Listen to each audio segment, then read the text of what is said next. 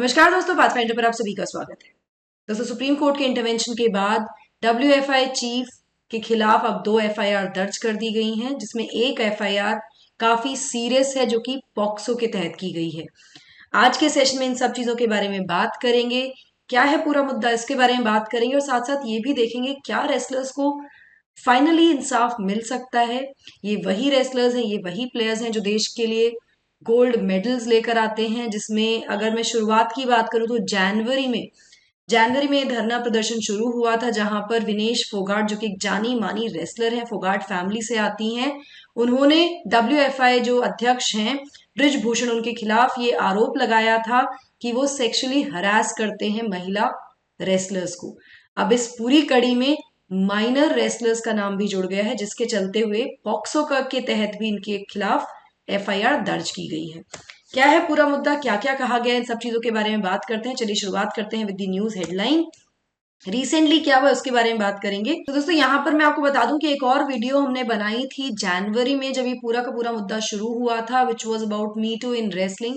अगर आप इस पूरे मुद्दे को का बैकग्राउंड जानना चाहते हैं, समझना चाहते हैं, क्या आरोप लगे हैं, क्या क्या कहा गया है, तो आप ये वीडियो भी देख सकते हैं। प्लेलिस्ट में आपको ये वीडियो मिल जाएगी।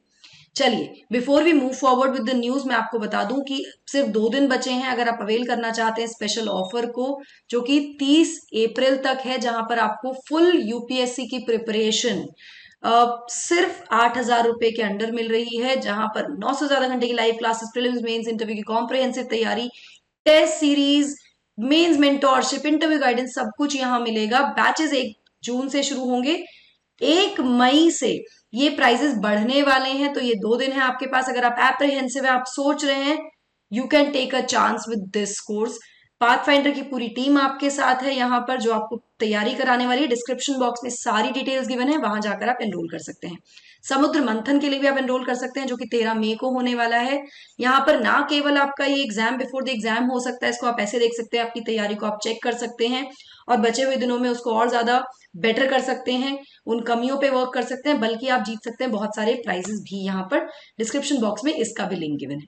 चलिए नाउ न्यूज देख लेते हैं। तो दिल्ली पुलिस ने फ्राइडे को रजिस्टर की हैं 2 separate FIRs against WFI chief Brij Bhushan Sharan Singh on the complaints of sexual harassment, जो कि उन पर लगाए गए हैं आरोप बाय सम फीमेल रेसलर्स, जिसमें एक माइनर भी इंक्लूडेड है। तो यहाँ पर ये जो पॉक्सो के तहत जो लगा है इन पर आरोप, ये काफी गंभीर है। यहाँ पर अगर हम जो DCP हैं प्रणव दयाल, उनकी बात को कोट अनकोट करें तो 2 FIR रजिस्टर की गई हैं कनॉट प्लेस पुलिस स्टेशन में दिल्ली में। पहली जो है वो है, जो आरोप लगाए गए हैं एक माइनर विक्टिम के द्वारा, जो कि रजिस्टर की गई है पॉक्सो में, यानी protection of children from sexual offences act के अंडर। उसमें कुछ और सेक्शंस भी हैं, जिसमें आउटरेजिंग ऑफ मॉडेस्टी एक्सेट्रा के सेक्शंस भी लगे हैं। जो सेकंड FIR है वो रजिस्टर की गई है ताकि कॉम्प्रिहेंसिव इन्वेस्टिगेशन किए जा सके इन आरोपों को लेकर, जो कि उन पर लगाए गए हैं अडल्ट कंप्लेनेंट्स के द्वारा, जो फीमेल एथलीट्स हैं उनके द्वारा, रेसलर्स हैं, अलग अलग सेक्शन के अंडर द रेलेवेंट सेक्शंस। यहाँ मैं आपको बता दूं कि दिल्ली पुलिस ने सुप्रीम कोर्ट को, जैसा मैंने आपको शुरुआत में बताया, सुप्रीम कोर्ट के इंटरवेंशन के बाद ये FIR की गई हैं। इससे पहले दिल्ली पुलिस ने सुप्रीम कोर्ट को इन्फॉर्म किया था कि FIR लॉन्च कर दी जाएगी फ्राइडे को ही अगेंस्ट ब्रिजभूषण सिंह। ना ये जो WFI प्रेसिडेंट है, उनको अक्यूज किया है सेक्सुअल हरासमेंट के लिए 7 नेशनल लेवल की विमेन रेसलर्स ने। यहाँ शुरुआती दौर में विनेश फोगाट ने यहाँ पर कहा था, उनके पास कुछ ऐसी फीमेल रेसलर्स ने उनको अप्रोच किया है जब उन्होंने प्रोटेस्ट करना शुरू किया था अगेंस्ट ब्रिजभूषण शरण सिंह, जिसमें जो नंबर उन्होंने बताया था कि शुरुआत में थे 3-4 थी, अब ज्यादा रेसलर्स हैं, अभी 7 नेशनल लेवल की रेसलर्स हैं जिन्होंने अक्यूज किया है सेक्सुअल हरासमेंट के लिए ब्रिजभूषण शरण सिंह को। ये 21 अप्रैल को उन्होंने कंप्लेन किया था पुलिस को। उसके बाद उन्होंने धरने प्रदर्शन शुरू किए और then they move to court. उसके बाद वो कोर्ट पहुंचे, जब ये FIR की ही नहीं कंप्लेन के बावजूद भी। यहाँ पर सुप्रीम कोर्ट ने ऑर्डर किया दिल्ली पुलिस कमिश्नर को कि पूरी सिक्योरिटी प्रोवाइड की जाए to the complainants based on the threat assessment, जिस तरह के उनको थ्रेट मिल रहे हैं। अगर ब्रिजभूषण के बारे में बात करें तो ये प्रेसिडेंट है, अध्यक्ष है रेसलिंग फेडरेशन ऑफ इंडिया के। इन्होंने शुरुआती समय पर ही, जब जनवरी में इन पर एलिगेशन लगने शुरू हुए थे, इन्होंने पूरी तरह से इनको खारिज करते हुए उल्टा रेसलर्स पर यह आरोप लगा दिया गया था कि बहुत सारे कुछ रूल्स हैं, नियम है, जिनको ये लोग नहीं मानना चाहते हैं, जिस वजह से इस तरह के आरोप लगा रहे हैं। और उन्होंने कहा था ऐसा कुछ भी नहीं हुआ है, अगर ये प्रूव हो गया तो अपने आप को हैंग कर देंगे, यहां तक उन्होंने कहा था। ठीक है। 2021 में मैं आपको बता दूं कि सिंह पकड़े गए, मतलब उनकी एक वीडियो आई थी सामने जहां पर वो स्लैप कर रहे थे एक रेसलर को एट दी अंडर 15 नेशनल्स इन रांची। तो इनके ऊपर इस तरह के आरोप पहले भी लगे हैं। यहाँ रीसेंट जो अपडेट्स हैं वो ये हैं कि कांग्रेस की नेता प्रियंका वाड्रा वो पहुंची हैं इन प्रोटेस्टर जो प्रोटेस्ट कर रहे हैं रेसलर्स उनसे मिलने जंतर मंतर, और उन्होंने अक्यूज किया है गवर्नमेंट को कि वो प्रोटेक्ट कर रही है WFI के चीफ को। यहां पर दूसरी तरफ, एक तरफ तो कहा जा रहा है कि रेजिग्नेशन और ये सब चीजें, वहीं दूसरी तरफ ब्रिजभूषण ने कहा है कि अगर मैं रिजाइन करता हूं, रेजिग्नेशन कोई बड़ी बात नहीं, पर मैं रिजाइन करता हूं तो इसका मतलब ये होगा कि मैं इन सभी आरोपों को मानता हूं। तो उन्होंने रिजाइन करने से यहां पर मना कर दिया है। These are the latest developments. चलिए इस केस के बारे में बात करें तो सॉलिसिटर जनरल तुषार मेहता ने इन्फॉर्म किया था सुप्रीम कोर्ट की बेंच, जो कि जिस बेंच में थे CJI DY Chandrachud and justice PS Narasimha, की जो FIR है वो रजिस्टर कर ली जाएगी आज ही, और जो पिटिशन है वो सरवाइव नहीं करेगी आगे के एजुकेशन को। ये एक ऐसा कहा गया है। यहाँ पर रेसलर्स काउंसिल जो है कपिल सिब्बल, उन्होंने एक सील्ड कवर कोर्ट के साथ शेयर किया जिसमें उन्होंने कहा कि एक माइनर एथलीट है जिसने फाइल किया है सेक्सुअल हरासमेंट कंप्लेन को अगेंस्ट दी प्रेसिडेंट, अध्यक्ष जो है WFI के, और उस वजह से बिकॉज उस पर थ्रेट्स आ रही थी तो उसको अंडरग्राउंड जाना पड़ा। She was forced to go underground, ये भी कहा गया है। यहाँ पर आगे उन्होंने कहा है कि इन्वेस्टिगेशन जो है लोकल पुलिस के द्वारा वो सफिशिएंट नहीं है। इसके लिए यहाँ पर सिब्बल ने कहा है कि सेफ्टी और सिक्योरिटी जो है रेसलर्स की वो प्रायोरिटी है। दूसरी चीज ये है कि जो लोकल पुलिस है अगर वो इन्वेस्टिगेट करती है तो वो सफिशिएंट नहीं होगा इस केस में, क्योंकि ब्रिजभूषण ऑलरेडी 40 से ज्यादा FIRs उनके अगेंस्ट हैं, जिसमें एक मर्डर केस भी चल रहा है। तो ये काफी चिंताजनक है। इन्वेस्टिगेशंस के लिए उन्होंने कहा कि इन्वेस्टिगेशन दी जानी चाहिए किसी स्पेशल टास्क फोर्स को, STF बनाई जानी चाहिए इसके लिए, जिसको मॉनिटर करे कोर्ट खुद से। ये भी यहाँ पर कहा गया। इसके अलावा कपिल ने कहा है कि जो जो आरोप है सेक्सुअल हरासमेंट के, ये 2016 से चल रहा है ये सब, और कंप्लेन्स पहले ओरली दी गई थी, लेकिन जनवरी में रेसलर्स ने कंप्लेन को राइटिंग में दिया। उसके बाद एक कमिटी सेटअप की गई, लेकिन किसी को नहीं पता उस कमिटी ने क्या रिपोर्ट दी है।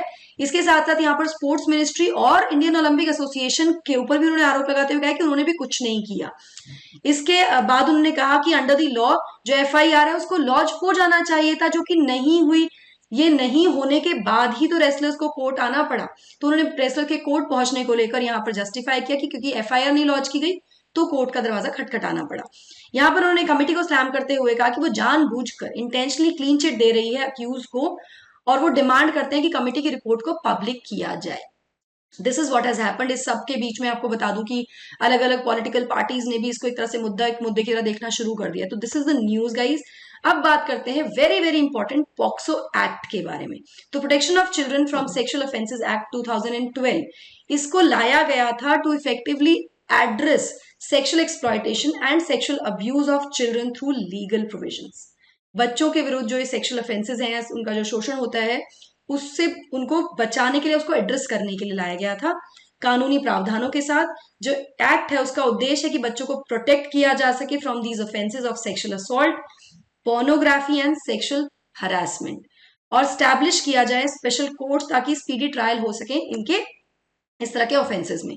अगर इस एक्ट की विशेषताओं की बात करें, फीचर्स की बात करें, तो कुछ बहुत इंपॉर्टेंट पॉइंट्स यहाँ पर ये एक्ट कवर करती है, जिसमें सबसे पहले है जेंडर न्यूट्रलिटी, यानी कि जो एक्ट है वो जेंडर न्यूट्रल है, और ये मतलब बच्चों के वेलफेयर के लिए बेस्ट तरीके से काम करती है, बेस्ट इंटरेस्ट में काम करती है। Obviously it is not a boy और अ गर्ल अबाउट, यहाँ पर जेंडर न्यूट्रल है यहाँ पर ये।